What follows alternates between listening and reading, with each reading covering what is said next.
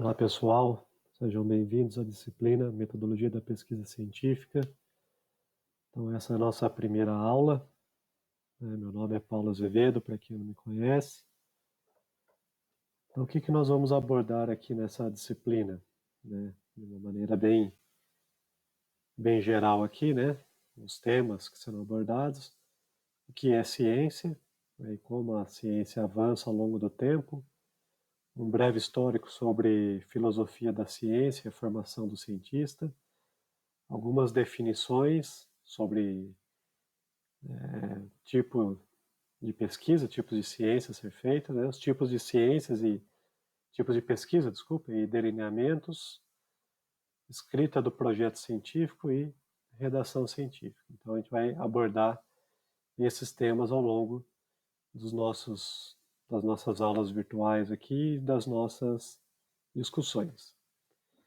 Então, as aulas que eu vou ministrar aqui para vocês, elas são baseadas principalmente no método lógico que foi proposto, e é proposto, pelo professor Gilson Volpato, que foi o professor do Departamento de Fisiologia da Unesp de Botucatu, e hoje ele é o idealizador do Instituto Gilson Volpato de Ensino Científico, ou de Ensino para a Ciência, que eu recomendo para que vocês, quem não conhece, não faz parte do Clube Ciência, do professor Gilson, que se inscreva, participe, que ali tem muita informação de qualidade. E os livros que norteiam as nossas aulas aqui são esses aí, também escritos pelo professor Gilson, além de outros, como os livros do Thomas Kuhn, o livro do Karl Popper, entre outros filósofos da ciência.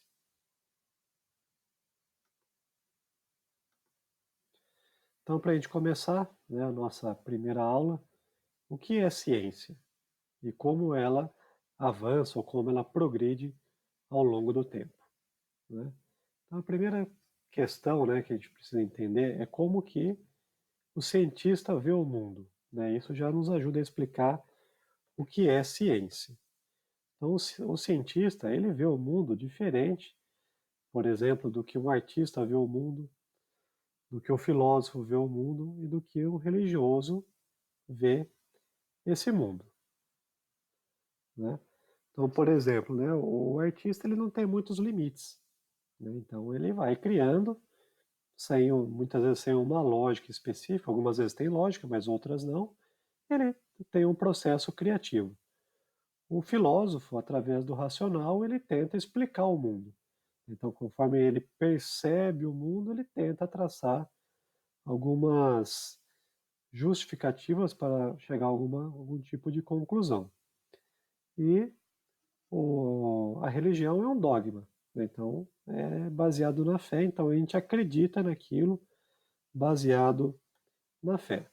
Então o cientista, ele usa do argumento lógico para chegar nas suas conclusões.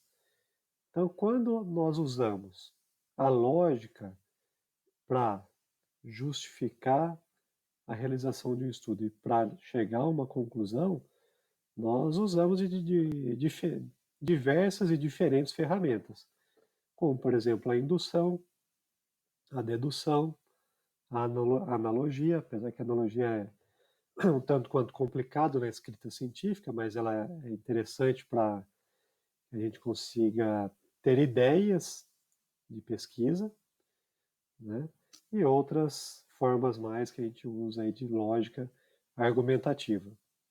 A gente precisa ter cuidado da relação entre lógica e falácia, ou seja, há algumas variáveis, algumas informações que, por exemplo, através de uma analogia parece ter uma lógica muito grande, mas essa lógica ela não tem uma relação de causa e efeito, e é uma analogia falaciosa, ou seja, aquilo que não corresponde à verdade.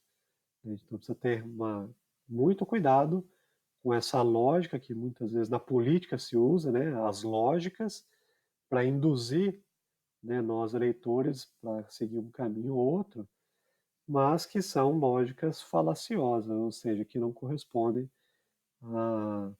à realidade dos fatos. Tá? E o que o cientista, né, faz? Nós fazemos pesquisa para tentar explicar, né, para tentar entender primeiramente o mundo e explicar esse mundo para as pessoas. Para quê? Para que a gente tenha uma chance menor de erro nas nossas tomadas de decisão e a gente consiga então fazer um mundo melhor. A gente vai falar, né, algumas dessas características mais à frente. E o cientista, né, ele sabe que todo conhecimento produzido ele é provisório, né? Ou seja, o que é verdade hoje, ou seja, o nosso melhor nível de evidência hoje, pode não ser o melhor nível de evidência amanhã. Isso é importante porque permite a correção, né, das informações, das nossas conclusões ao longo do tempo. O cientista, para que a gente, né, nós cientistas, a gente tire conclusões, ou seja, que a gente conclua em cima de alguma coisa, a gente precisa de uma base empírica, né, como mostrado aí, né, pela figura. O que é essa base empírica? São evidências, né, do que a gente encontra através de um método. Qual método? Um método científico. Então, por exemplo, a gente tem uma pergunta específica, nós vamos pensar num método mais apropriado possível para responder aquela pergunta. Esse método nos dá alguns resultados, não importa se esse resultado ele é obtido através de variável numérica, né, ou seja, quantitativa, ou uma variável qualitativa, por exemplo, através de questionários, o que importa é o nível de evidência que esse método nos traz, né, e a robustez dessas evidências, desses resultados. Então, esses resultados são a base empírica. E no final de tudo, dessa base empírica, qual que sobra dela? Vai sobrar a conclusão do estudo. Então, todas as conclusões que são feitas pelos cientistas, elas têm como suporte, têm como base as evidências, que são então a base empírica. Então, nós fazemos ciência, nós concluímos, né, o nosso tipo de ciência aqui em cima de uma base empírica, ou seja, em cima de evidências vindas então de um método bem desenhado. Então, como falei, nós usamos a base empírica. O que é essa base empírica? São evidências do mundo natural que chegam a nós pelos nossos sistemas sensoriais e percepções conscientes, né, destas evidências. Na ciência, elas precisam estar ao alcance de qualquer pessoa. Não podem ser restritas a apenas algumas pessoas. Então, mais à frente eu vou falar dessa característica da base empírica ser perene e também ser interindividual. Ou seja, aquilo que nós conseguimos captar do mundo, né, de uma forma sistemática, corresponde à nossa base empírica, que nós vamos obter através dos nossos estudos. E nós também temos a base empírica que está contida na literatura, ou seja, naquilo que já foi publicado. Então, a base empírica, né, da literatura inclui, né, os dados, as evidências que não obtivemos dentro do nosso estudo, mas elas já estão solidificadas em outros estudos previamente publicados. Então, quando nós citamos, né, a literatura, estamos usando uma informação e dando ao leitor a referência de onde está aquela base empírica. Ou seja, da onde que eu tirei aquela informação, qual que foi o estudo que mostrou que aquilo é daquele jeito. Então nós temos duas fontes de base empírica, o que já foi produzido na literatura e aquilo que nós estamos obtendo através dos nossos estudos. Então, o cientista empírico, que somos nós, as nossas bases empíricas, elas precisam ter duas características principais, né? Primeiro, ela tem que ser interindividual. O que quer dizer interindividual? Todos conseguem visualizar aquela evidência, ou seja, aquele resultado. Então, todos precisam ver aquilo, precisam enxergar, precisam ter acesso àquilo. Por mais que as conclusões possam ser diversificadas, né, todos precisam ter acesso, precisam ver aquela evidência. Né? Por exemplo, eu posso falar que eu sonhei e vi Jesus. Para mim, isso está muito claro. Né? Eu vi. Mas vocês não têm, não conseguem ver, porque foi através do meu sonho. Então, isso não é uma base empírica, por mais que eu possa afirmar que eu tenha visto Jesus. Né? Então, isso não caracteriza uma evidência científica, ou seja, uma base empírica, porque todos precisam ver aquela, aquela evidência. E também os nossos dados precisam ser perenes. O que é isso? Perene, né, uma definição, é aquilo que dura para sempre, ou que é eterno, ou que se conserva durante muito tempo, que é duradouro. Né? Por exemplo, em estudos na biologia, a gente tem estudos em lâminas, né, que são, então, nessas lâminas a gente consegue fixar, né, algum micro-organismo, por exemplo, uma fibra muscular, alguma coisa do tipo, e isso vai durar por muito tempo. Né? Então, a gente precisa de informações duradouras. Por exemplo, os dados que nós coletamos, eles precisam ser guardados numa base de dados, para que no futuro, se necessário reexaminar aquelas informações, que a gente tenha acesso a elas. Então, nós temos duas formas de tornar uma evidência perene. Né? Seja, uma delas é fixar a informação, por exemplo, aí eu falei da lâmina, eu posso tirar foto, eu posso gravar, né, vídeo, filmar, né, posso gravar som e assim por diante. E outra forma é que o nosso estudo deve ser reprodutível. Mas para que ele seja reprodutível, eu preciso, lá na minha seção de métodos, né, da minha tese, da minha dissertação, do meu TCC, do meu manuscrito, eu preciso escrever, né, o meu método de forma detalhada, para que qualquer pessoa que queira reproduzir o meu estudo, né, ele consiga fazer de maneira 100% semelhante. Então nós precisamos descrever de maneira mais pormenorizada possível os nossos métodos. Outra característica, né, da ciência, como eu já falei lá atrás, é que todo conhecimento produzido ele é provisório. O que quer dizer isso? Quer dizer que o que nós acreditamos ser o melhor nível de evidência hoje, ou seja, a verdade hoje, ela pode não ser verdade amanhã. Né? Então, por quê? Porque o conhecimento científico ele é dinâmico, e mais à frente vocês vão entender como que surge esse dinamismo dentro da ciência. Né? Então, por exemplo, nós temos um conhecimento diferente do conhecimento da religião. Por exemplo, né, a gente pegar uma pessoa religiosa e perguntar: seu Deus vive hoje? Ele fala: não, vive. Daqui 500 anos, daqui 1000 anos, ele continuará vivo? Né? O que ele vai responder? Que sim. Né? Ele vai falar para você que o Deus dele é eterno, que ele vive para sempre. Isso nos diferencia de Deus. Né? Se a gente perguntar para o cientista, né, uma pessoa, cientista de verdade, né, que entenda de filosofia da ciência, que entenda do método científico, você perguntar para ele qual teoria continuará válida daqui 500 anos, a resposta dele, com certeza, vai ser: não sei.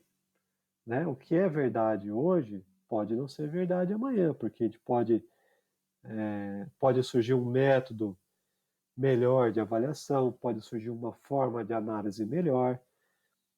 pode surgir um estudo que mostre um erro na teoria que está vigente no momento, né? Então derruba-se a teoria e surge uma nova teoria, e assim por diante. Então, o cientista, ele nunca vai falar para você que amanhã, ou daqui 500 anos, daqui 1000 anos, aquele conhecimento, né, continuará válido, ou que ele é válido. Então, o conhecimento científico produzido, ele é sempre considerado como provisório. E isso é importante por quê? Porque permite com que o nosso conhecimento, né, as nossas conclusões se corrijam ao longo do tempo. Então, a gente consegue ir corrigindo isso ao longo do tempo, o que outros métodos não permitem. E como que a ciência ela caminha, ou seja, como que ela progride ao longo do tempo, como que ela sai de um ponto A e vai para o ponto A1 ou vai para o ponto B e assim por diante.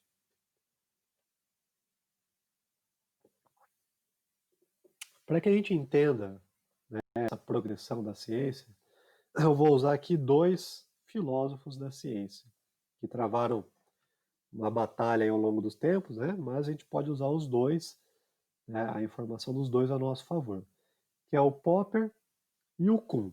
Então a gente vai falar através desses dois filósofos da ciência, né, usar os conhecimentos deles para entender o que é ciência e como que ela progride.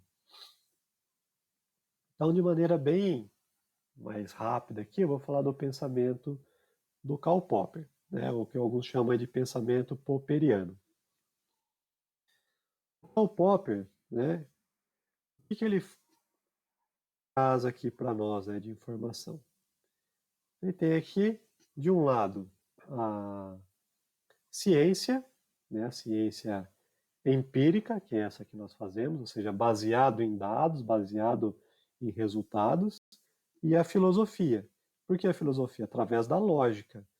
Né? A filosofia nos traz toda uma lógica argumentativa, e a ciência empírica ela nos dá, né, nos fornece através do seu método as evidências.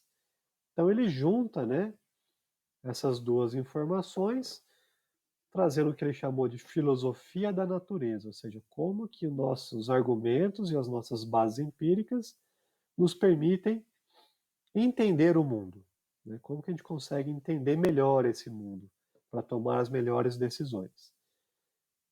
Então, o que que nós temos? De um lado aqui a ciência e de um lado a filosofia. Então, ao mesmo tempo que ele trabalha com essas duas informações, né, científica e filosófica, ele também traça um paralelo, ou seja, as diferenças entre essas duas áreas. Ele fala para nós que a ciência, ela necessariamente precisa ser falseável. Ou seja, o que quer dizer isso? Qualquer informação que nós temos, a gente precisa, ela necessariamente tem que ter uma característica de ser refutável. Não quer dizer que a gente vai refutar aquilo, mas que através do método científico a gente tente refutar aquela informação, ou seja, refutar aquele conhecimento que é vigente no momento. Né? Diferente da filosofia que não é testável. Por quê? Porque na filosofia ela fica no campo da imaginação. Né? A filosofia fica no campo do racional, do nosso raciocínio. Já a ciência, como a gente tem uma base empírica, ela sempre é falseável. Ela tem que ter essa característica de ser falseável. Então, se a gente tem uma teoria que não permite ou não tem a característica de falseabilidade, ou seja, de qualquer método científico que eu pensar, eu não consigo tentar falsear aquela informação, isso significa que aquela teoria ela não é válida dentro dos princípios da ciência empírica. Então, necessariamente, ela precisa ser falseável. Para isso, então, nós temos o método científico. Segundo Karl Popper, né, o método científico ele não deve ser pensado para confirmar as nossas hipóteses, mas sim ele deve ser pensado para refutar aquela nossa hipótese. Por que que ele afirma isso? Porque quando a gente faz um método, pensa em um método para confirmar a nossa hipótese, a gente não sabe se aquilo é verdade ou não. Mas a partir do momento que eu penso em um método para refutar a nossa hipótese e a hipótese não é derrubada, isso significa que ela tem força suficiente para continuar válida. Ou seja, a minha conclusão permanece válida enquanto não surgir uma outra metodologia, um outro pensamento que seja mais forte do que aquilo que eu tenho como conhecimento atual. Então, esse é um problema, né, muito grande na ciência atual. Por quê? Porque grande parte dos estudos eles são feitos de maneira positivista, ou seja, para que a gente confirme a nossa hipótese, e não que a gente tente falsear a nossa hipótese. Eu posso dar um exemplo aqui do que a gente fez lá no meu laboratório. Por exemplo, né, os meus primeiros orientandos de mestrado, eles usaram a cafeína como um recurso ergogênico para tentar verificar a influência da cafeína no atraso da fadiga, né, e melhora da performance. Então, nós usamos um protocolo aceito mundialmente, que é um protocolo randomizado e duplo cego controlado por placebo, né? Então, um dia você vai dar placebo, outro dia você vai ofertar a cafeína de maneira randômica e duplo cego. Só que nós percebemos que esse tipo de método, né, para esse tipo de estudo, ele é feito para confirmar aquilo que nós queremos, porque o indivíduo sempre tem a ideia de que um dia ou outro ele vai ingerir a cafeína e vai levar ele a uma melhora de performance. Então aí o que nós pensamos? Que a expectativa pudesse ter um efeito positivo, positivo no sentido de melhora da performance. E nós pensamos em um método em que nós anulássemos essa expectativa para verificar o, o, o real efeito da cafeína. Na verdade, nós pensamos no método para tentar refutar a hipótese, que é o que domina no meio científico, de que a cafeína melhora a performance. Então, o que nós fizemos? Nós inserimos, né, uma terceira informação no nosso método científico. Em vez de nós ofertarmos o placebo, em 3 dias distintos nós ofertamos cafeína, então cafeína em 3 dias, só que a nossa informação para o indivíduo, antes de começar a pesquisa, era de que um dia ele consumiria cafeína, um dia placebo e um dia ácido lático, que seria respectivamente um ergogênico, uma substância inócua e uma substância ergolítica, ou seja, que diminuiria a performance. Mas veja que nós só falamos que de maneira duplo cega e randomizada eles iriam consumir essas 3 substâncias, mas a gente sempre ofertou cafeína. No final de tudo, o que nós vimos? Que a cafeína não teve um papel ergogênico, mostrando que possivelmente esse paradigma vigente de que a cafeína é um recurso ergogênico eficaz não é a melhor evidência, porque nós pensamos no método para refutar a nossa hipótese. E veja que nós já temos publicações na área, né, mostrando que a cafeína é um recurso ergogênico eficiente. Então nós refutamos, né, nossa própria estudo anterior. Então, um método, né, da gente pensar na falseabilidade dos, da, do conhecimento atual e da nossa hipótese é como a gente modula, ou seja, como que a gente pensa o nosso método científico, ou seja, o método que vai nos trazer as evidências que nós queremos. Então, o que acontece é que geralmente o método científico ele é proposto e ele vai tendo adesão né, dos cientistas ao longo do tempo. E aí o que acontece é que todos acabam usando o mesmo método ao longo do tempo. Se todos usam o mesmo método, o que é esperado? É esperado que a conclusão seja a mesma. Claro que os valores, né, os dados em termos absolutos, ou seja, os dados numéricos, eles não serão exatamente os mesmos em cada pesquisa, em cada laboratório, mas a conclusão deve ser a mesma, porque o método científico é o mesmo. Agora, se eu uso o mesmo método e cada um local dá uma conclusão, outro local dá outra, significa que aquela evidência não tem um nível suficiente para ser suportada, né? Então, essa é uma característica, né, que o, que o Popper traz para nós, de que a filosofia não é falseável, a gente usa só o racional, né, e tem uma lógica por trás disso tudo, e que a ciência ela é empiricamente falseável. Na verdade, ela deve ser, mas muito provavelmente acima de 90, 95% dos estudos, né, na ciência empírica não são feitos para que sejam falseados.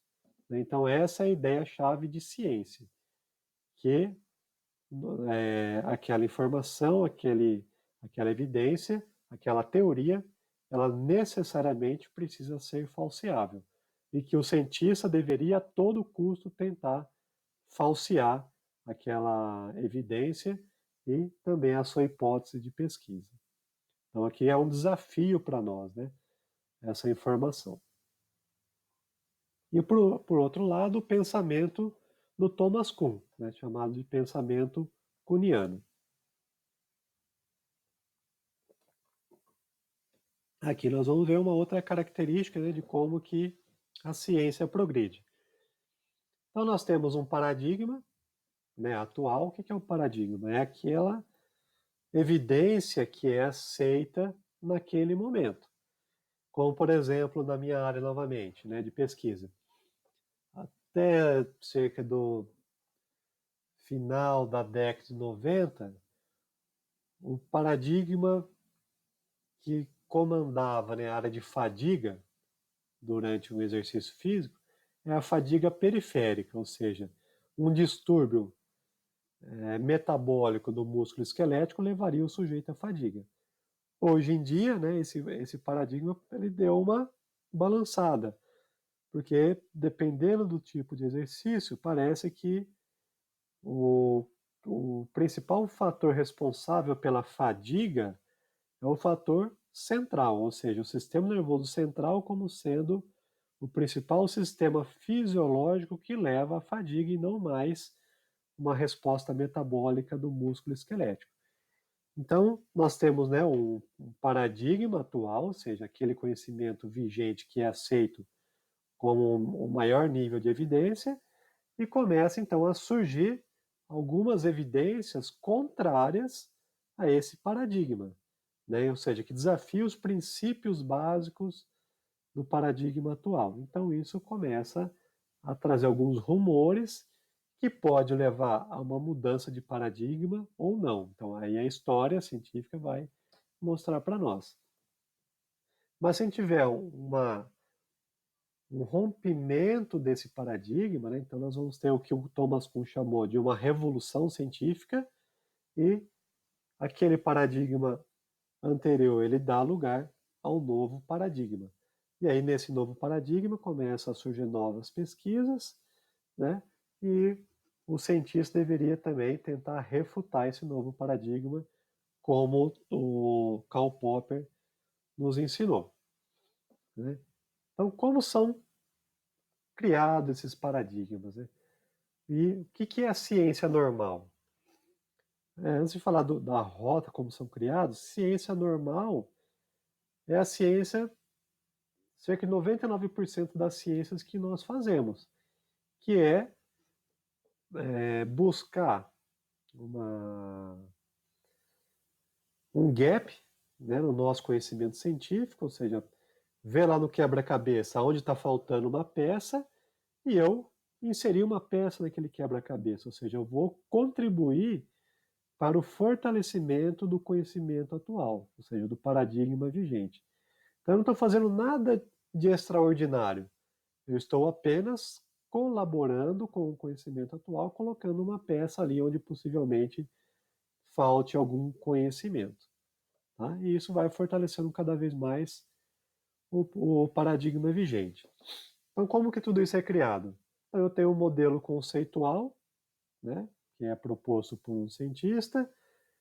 Um outro cientista, ele aceita aquele modelo conceitual e as suas bases empíricas dão suporte para aquele modelo conceitual, né, aquela ideia inicial que foi pensada. Isso é transmitido para outro cientista, que é transmitido para outro, e assim por diante. E conforme esse modelo conceitual ele é aceito, né, como o melhor nível de evidência dentro da comunidade científica, isso é transmitido para os alunos, né?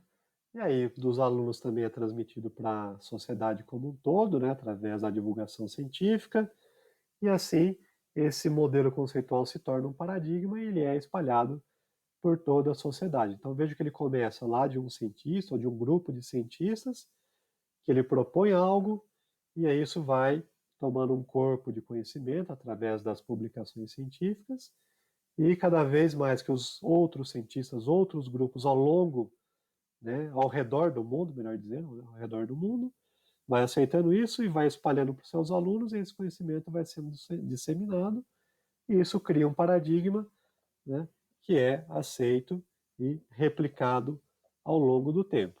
Então, aquilo que era o modelo conceitual se torna agora um paradigma vigente por toda a comunidade científica e pela sociedade em geral.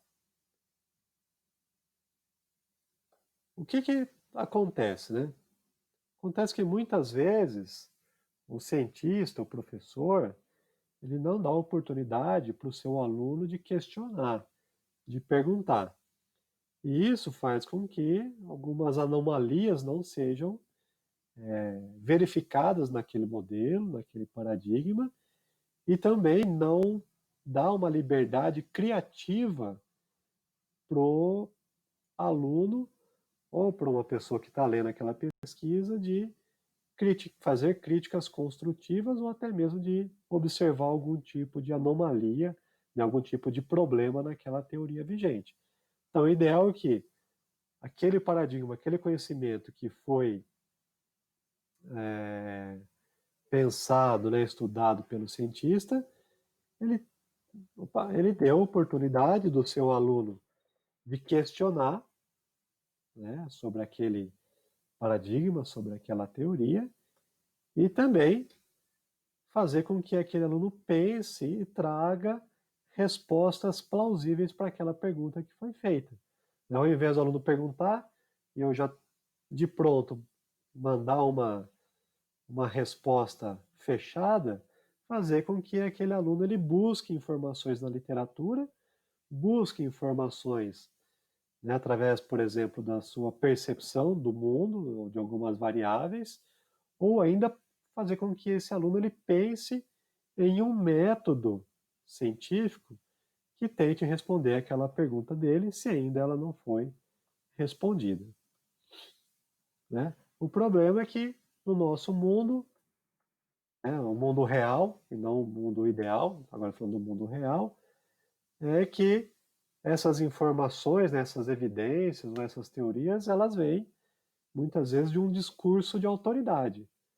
Ou seja, o doutor, o livre docente, o prêmio Nobel, ele fala algo, né, e isso é tido como uma verdade absoluta, sem dar oportunidade de questionamento ou de resposta de uma pessoa que não tem, talvez, a mesma fama, né, o mesmo grau de influência na sociedade. Basta ver reportagens aí na mídia em geral. Ah, segundo a, essa pesquisa, né, que foi feita em Harvard, essa pesquisa que veio lá do MIT, que veio não sei da onde, né, aqui no Brasil, segundo estudos da USP, Não é porque foi da USP, foi em Harvard, foi no MIT, foi em Oxford, que isso não está sujeito a erros, né? Então a gente tem ainda, né, mesmo dentro da ciência, um discurso de autoridade muito forte. E esse discurso de autoridade, qual que é o problema dele? Que ele faz com que a vaidade da pessoa fique acima, né, do papel do cientista. Então, aquele cientista ele se torna muito mais vaidoso pelo status que ele tem e não se permite, né, não permite que ninguém o questione. Então, esse é um problema bastante sério, né, na sociedade como um todo. E como eu sempre ensino, né, para os meus orientandos, que nós discutimos ciência, né, nós não discutimos pessoas, não estamos discutindo caráter. Né? Quando a gente está avaliando o estudo, está discutindo o estudo, nós estamos simplesmente olhando para a evidência científica e não para o cientista pessoa. Né?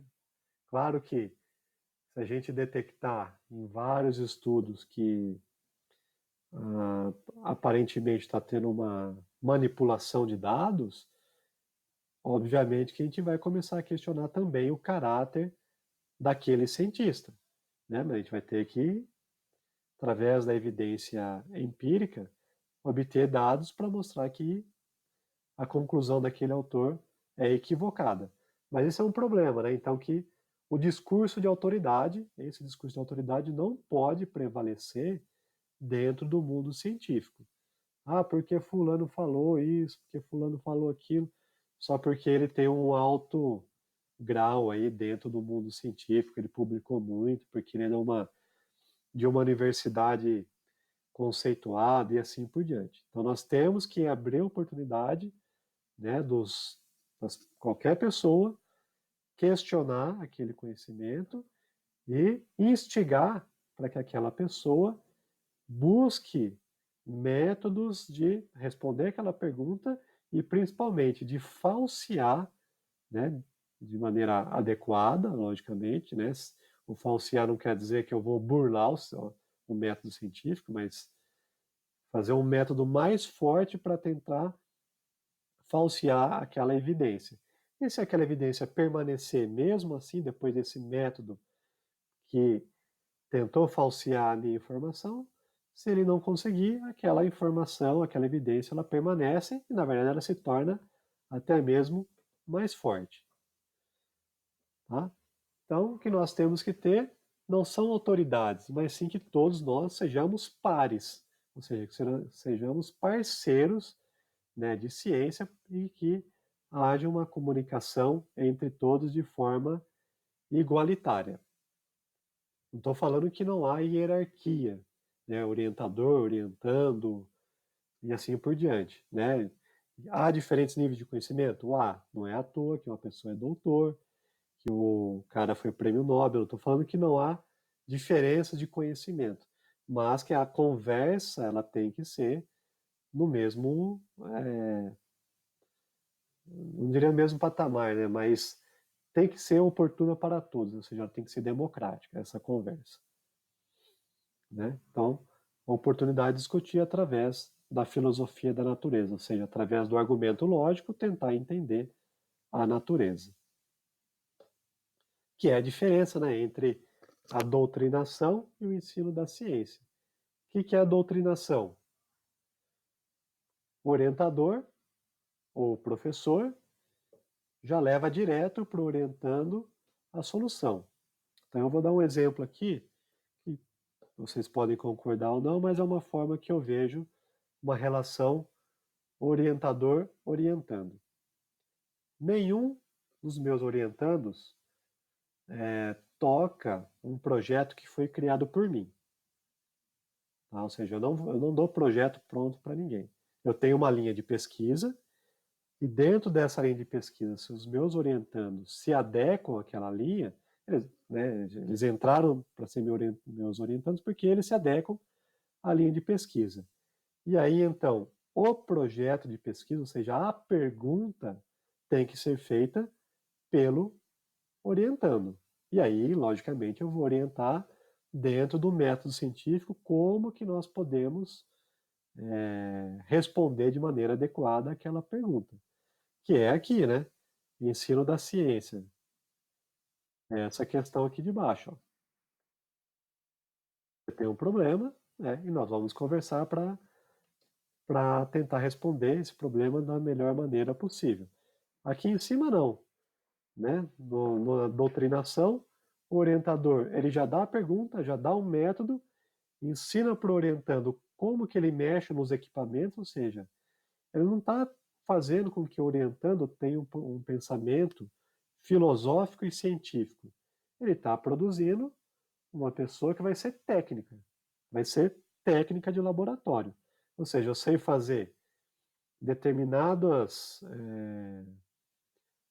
você aplicar determinadas técnicas estatísticas, que é específica para o que a gente faz aqui, e nós fazemos aqui no nosso laboratório somente essas técnicas. Então, eu vou te ensinar a técnica e você vai reproduzir, reproduzir, reproduzir. Ou seja, não traz um conhecimento, né, crítico, né, na formação do pós-graduando e daquela pessoa que vai ser um cientista ao final da sua pós-graduação. Então, esse é um problema grave. Isso é doutrinação. Né? Então, no caso aqui, aquisição de informações e habilidades. Simplesmente isso. Né? Aquilo chega pronto, mastigado, não tem que pensar, não tem que correr atrás. O cientista, não. Ele tem problemas, ele discute os problemas com o seu orientando e pensa caminhos que respondam da melhor maneira possível, né, para aquele problema. Então, aqui nós temos uma oportunidade para fazer filosofia natural, ou seja, argumentos lógicos e pensar nos melhores métodos possíveis. E aí nós temos também, né, nessa questão do paradigma, né, na progressão da ciência, o que nós chamamos de resistência ao que é novo. Né? Então, um fenômeno constante na ciência, que é, eu tenho aquele conhecimento atual, aquilo que eu aprendi desde a minha graduação, né? E de repente chega uma informação nova. Então eu tenho aqui os opositores, né, a uma informação nova, e eu tenho aqui, eu tenho do outro lado o propositor. Um outro exemplo dentro da minha área, até cerca lá de 1999, 2000, alguma coisa assim, nós tínhamos o conhecimento pleno de que a acidose metabólica, ou seja, aquela queda do pH devido a um exercício de alta intensidade, ele era causado pela produção de ácido lático. Aí esse ácido lático então levaria à queda do pH, queimação, dor muscular e assim por diante.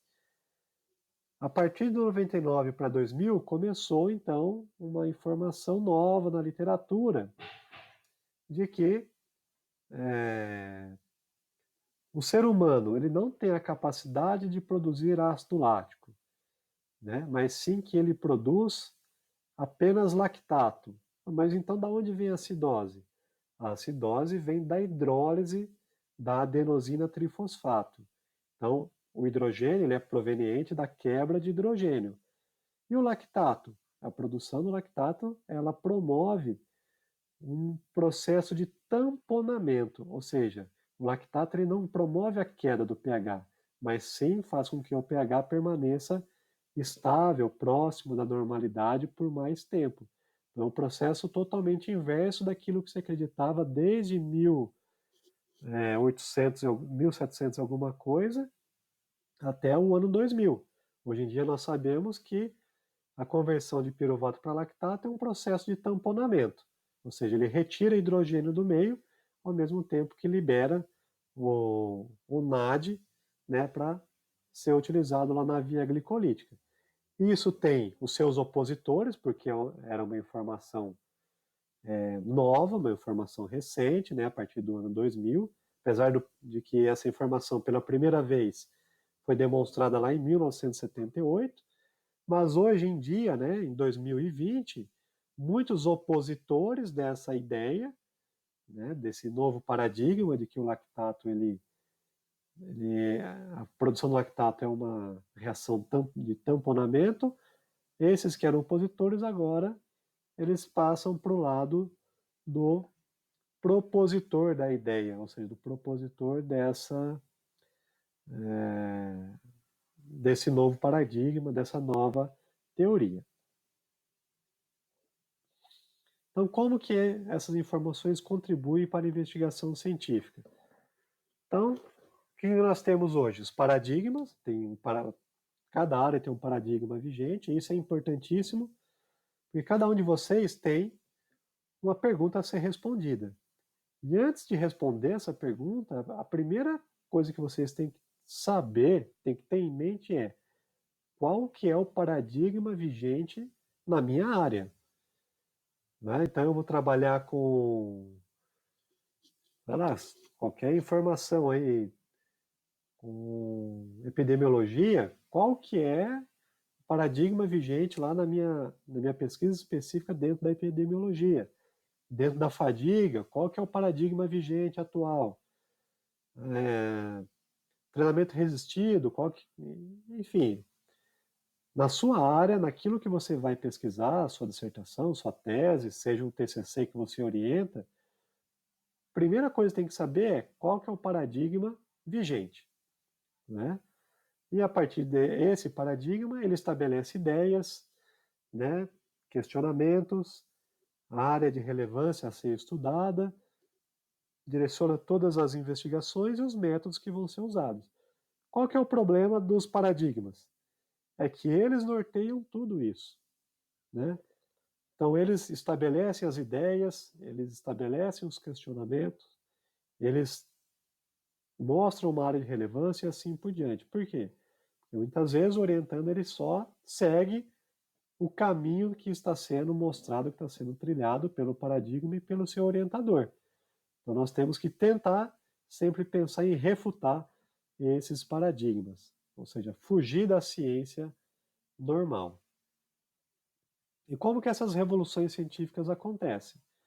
Então nós temos aqui, por exemplo, 4 cientistas, né, representado por esses bonequinhos aí, cada um tem um nível de evidência. Né? Cada um está mostrando uma coisa dentro de um campo específico de pesquisa. Né? Então veja que aqui o bigodinho ali está mostrando um monte de mais, o outro ali está mostrando um monte de menos, o outro hashtag, o outro um outro sinal aí, né, de exclamação. Ao longo do tempo, o que acontece? O menos e o hashtag caíram, porque viram que aquelas evidências eram fracas, ou seja, não tinham força suficiente para continuar, né, como uma evidência empírica. Então eles são tirados do jogo. Isso não quer dizer que mais à frente elas não possam voltar, né, essas informações. Não quer dizer que outros métodos não mostrem que elas tenham sua validade. Mas nesse momento elas caíram fora da brincadeira. Sobraram 2. Esses 2, possivelmente, eles são antagônicos. Né? E aí, então, com as pesquisas, né, que são realizadas, um deles cai fora e permanece aquele nível de evidência que é o mais forte. Então, essa vai ser a nossa teoria vigente, o nosso paradigma que vai permanecer. Então, aí nós temos um paradigma emergente, né, que vai ser aceito primeiro por quem é o propositor, depois um outro laboratório acaba aceitando, mais um terceiro, um quarto, ou seja, conforme ao longo, né, ao redor do mundo, vários laboratórios, vários cientistas começam a aceitar aquela evidência empírica com o mais alto nível de evidência, aquele paradigma emergente, né, derruba um paradigma anterior e se torna um paradigma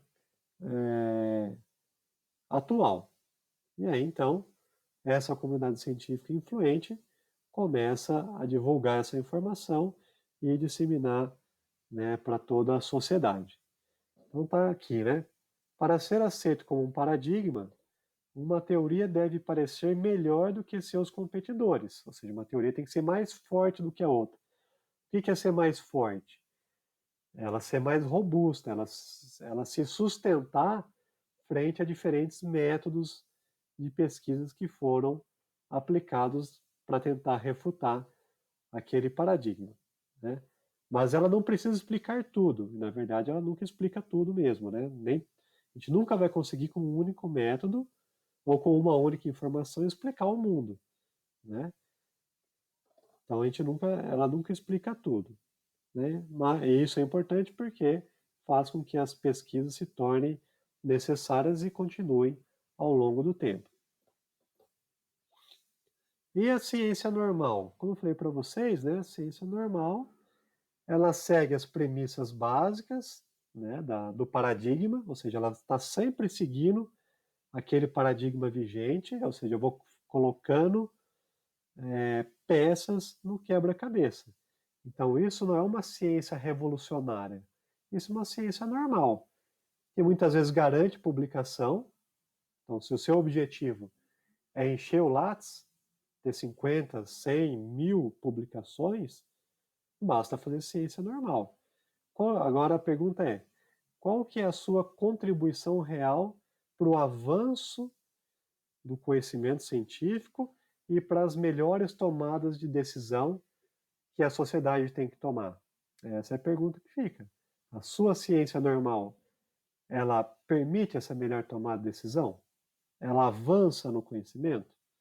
Muitas vezes, quando a gente segue, né, o paradigma vigente, a gente simplesmente vai respondendo perguntas e muitas vezes nem perguntas originais a gente responde, a gente só fica replicando, replicando, replicando aquilo que foi feito, que é um problema, por exemplo, dos TCCs, né? Ah, vamos fazer isso aqui, vamos replicar isso. Para que o seu aluno de TCC vai fazer ou vai replicar algo que já foi feito, algo que já se sabe? Né? Você tem que dar liberdade de pensamento para aquele aluno, para que ele avance no conhecimento. Ah, a dissertação de mestrado não precisa ser nada original, né? A gente pode replicar o que foi feito. Bom, se não é para fazer nada original, não precisa fazer ciência, porque já está respondido. Então, o aluno de mestrado também tem que pensar em algo inovador, né? Inovação já deveria ser algo pensado desde o nosso pré-primário, né? A gente deveria ser inovador desde sempre, ter um pensamento crítico. Então, essa ideia de que, vou fazer uma revisãozinha. Revisão só deveria fazer quem é um cara com muito conhecimento na área, né? A revisão é extremamente difícil, tem que conhecer a fundo determinado assunto. E não é um aluno de graduação que vai ter esse conhecimento aprofundado de um determinado tema para fazer uma revisão. E a revisão ela faz parte, né? Uma revisão ampla, ela faz parte do pensamento científico para você detectar perguntas que ainda não foram respondidas, ou detectar principalmente problemas dentro de uma determinada teoria, né? Eu sei que dentro de um mestrado, dentro de um TCC, por exemplo, é mais difícil, pela maturidade científica do aluno, de ele enxergar problemas dentro de uma determinada teoria. Então, nesses alunos, eles poderiam colocar uma peça dentro do quebra-cabeça. Mas para quem está no doutorado, ele tem que ser arrojado.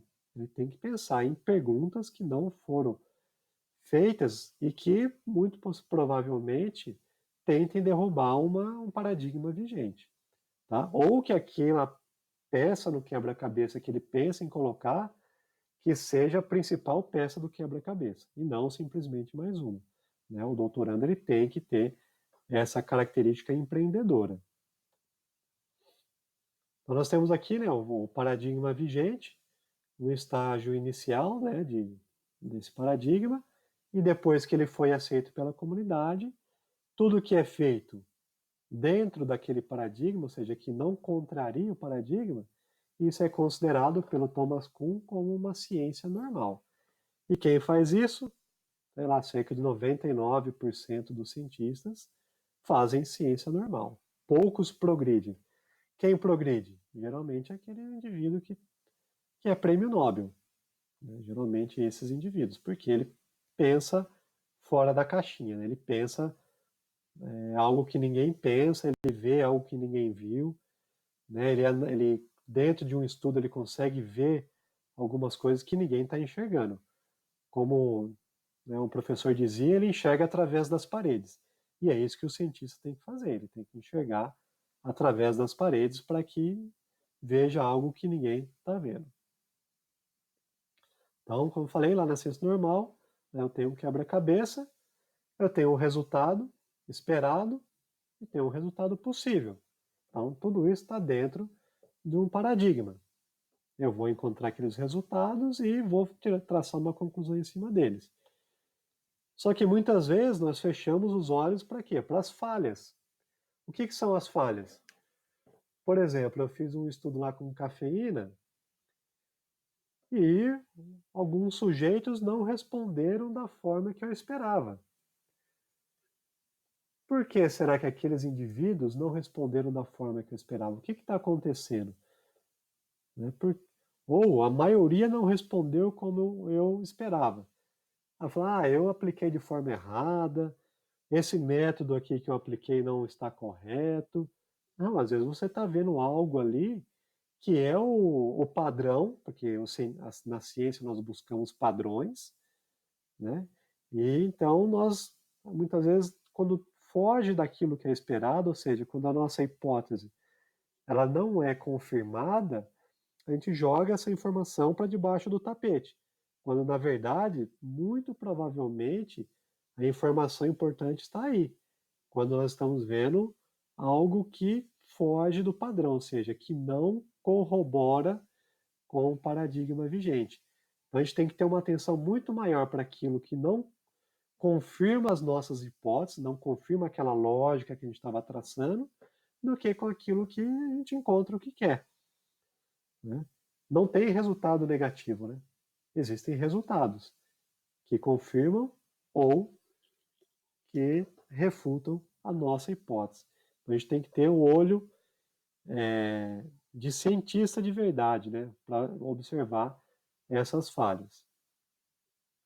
E aí nós temos aqui, né, alguns que encontram o mesmo resultado, né, no paradigma vigente, né, por exemplo, aí o sinal de mais e algumas anomalias que aparecem pelo percurso, mas que muitas vezes a gente não dá bola porque a gente quer seguir naquele paradigma, porque seguir nesse paradigma é mais cômodo e vai garantir publicação para mim. Então, o que a gente quer? A gente quer avançar no conhecimento científico ou a gente quer encher o nosso lápis? É essa a pergunta que fica aí para nós, né? A gente vai seguir sempre as mesmas regras ou a gente vai tentar falsear, né? Tentar o tempo todo falsear aquele paradigma vigente. E emergência, né? A gente tem emergência de descobertas e teorias científicas. Se a ciência normal é tão rígida e as comunidades científicas são tão unidas, como que surge uma mudança de paradigma? Né? Ela surge através de uma descoberta. Muitas vezes essa descoberta ela é feita ao acaso, do nada, né? O tal do eureka, né? Ela surge ao acaso. Alguém lá que prestou atenção e percebeu que isso poderia ser o padrão e não uma anomalia, ou por uma nova invenção. Né? Por exemplo, eu tenho aqui uma teoria tradicional e dentro das minhas evidências eu vejo que tem algum tipo de anomalia ali. Né? Como no caso do método da cafeína que eu falei para vocês, dentro do nosso laboratório a gente começou a perceber, né, que tinha uma anomalia. Como? Através dos nossos estudos, né, de alguns resultados conflitantes, e lendo outros estudos, ou seja, através de outras bases empíricas, principalmente através do estudo chamado de quadrado latino, em que a pessoa, né, tinha algumas sugestões ali, e a gente viu que tinha algo diferente do método duplo cego controlado por placebo. né? E também através dos estudos com nocebo. Então, a gente viu que tinha uma certa anomalia naquelas informações da cafeína ou de um outro recurso ergogênico qualquer, né, naquele paradigma. A gente fez esse estudo tanto com cafeína como com bicarbonato e nós não verificamos efeito ergogênico de nenhum dos dois.